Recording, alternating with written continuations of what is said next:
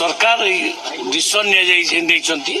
जे एथरक मासिकिया ration दिया तार कारण हूँ 3 मासिया दबा कारण बहुत परिमाण चाउल हो जाऊँगी एवं डीलर माने माने यार सुजोग नहीं कि गरीब लोक मान चाउल ठीक से दौना तेणु मासिकिया देले से ठीक नहीं पारे और असुविधा किसी हम ना आउ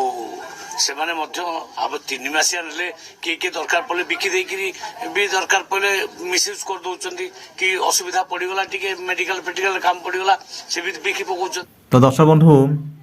तो खाद्य और जोगाण मंत्री कृष्णचंद्र पात्र आप कहले आप बुझीपे जे पूर्वर आपणकर जो 3 मास थे आपणकर पीडीए सामग्री आप राशन आपणकर मिलूला एवं बर्तमान 3 मास बदल प्रति मास आपणकर राशन आप मिल जोटा कि आप प्रति मास सरकार आपणकर डीलर पाखु देवे डीलर प्रति मास आप से हूँ रिटेल लोक देवे जोटा खाउटी मानक आपणकर बांटे जोटा कि से कहले आगुरी ए द्वारा आप 3 मास थे आसला को आप भी निजे भी अनुभव करुवे जे डीलर पाखे रखापी आप जगह मिलूला से कहते आम पाखे जगह हो ना यह द्वारा भी डीलर मैंने किसी आपणकर मिसयूज करते आपणकर जो मनकर खाउटी मानक 3 मास दवा अपेक्षा गोटे मास देकी आपको टंका दौले ये भी देखा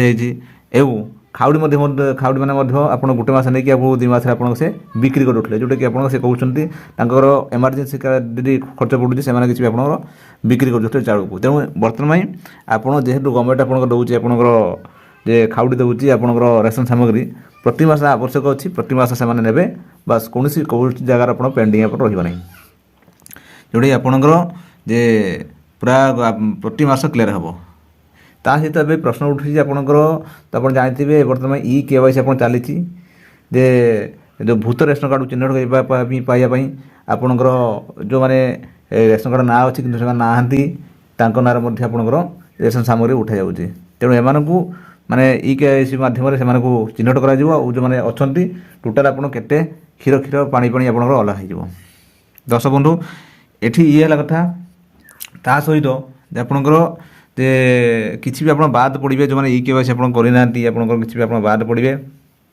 ई-KYC आप डेडलाइन आप जानते ये ई-KYC डेडलाइन आप डिसेम्बर 30 हूँ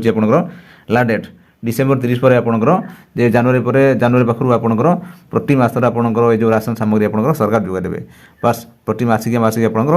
ये हूँ सरकार आप जोगाई देवे बास डीलर आपको बंटन करेंगे। दर्शक बंधु ये आपको कहीगली रेशन बाबद में गोटे गुरुत्वपूर्ण अपडेट जोटा कि आप प्रत्येक चैनल में परिवेषण हो सारा तेणु ये पुंखानुपुंख मुझे जानी आज आप बाबद में मुझे जनइली। दर्शक बंधु मुझे भावी आजिकार भिडियो बुझे जब आप सुधा आम चैनल अच्छा आम चैनल सब्सक्राइब करूँ और शेष मोटामोटी कमेंट्स लिखूँ। दर्शक बंधु रही नमस्कार जय जगन्नाथ।